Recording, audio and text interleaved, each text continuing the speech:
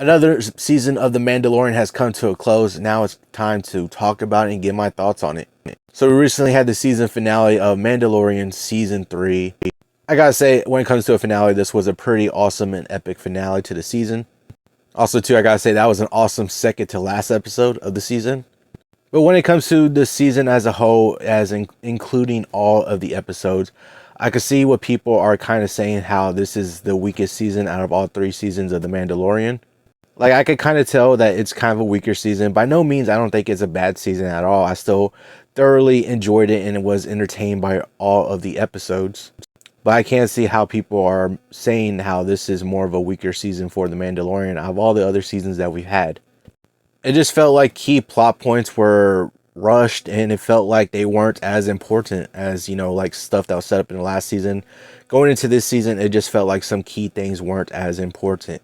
Like when it came to, Din Djarin trying to find Mandalore, he had to bathe in the waters. It basically took like 1 or 2 episodes and it was basically brushed off. Or when it came to Bo-Katan getting the Darksaber, it was basically like, oh, Din Djarin forgot, oh yeah, like she could have it, there's a loophole, whatever, or something like that. Like, it's just things like that that I understand what people were frustrated about on, just key points and key things that were like set up in previous seasons that were kind of just rushed or brushed off in this season. But like I was saying, I still enjoyed this season. I still thought it was a pretty good season, but like compared to other seasons, it definitely was not on par with other seasons.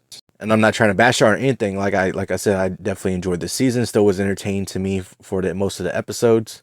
I still like seeing these characters on screen. I think this season could benefit from switching a couple episodes around, or switching like some storylines around, like kind of exaggerate and make it a key point to why Din Djarin had to go to Mandalore, and some of the other episodes could have been put forward or pushed up more to kind of be on his journey to Mandalore, and he has to overcome these obstacles while he's on his journey there. And then we're like another key point where Bo-Katan gets the Darksaber, Din Djarin gives her Darksaber on a loophole, kind of. It really loses that tension that we got from the last season. And a total big surprise that Jack Black and Lizzo was in one of the episodes. I got nothing against him. I like Jack Black and all, but like just seeing them both in that episode just felt like they didn't necessarily belong. Like they outshined their characters. Like they didn't feel like Star Wars characters in that universe.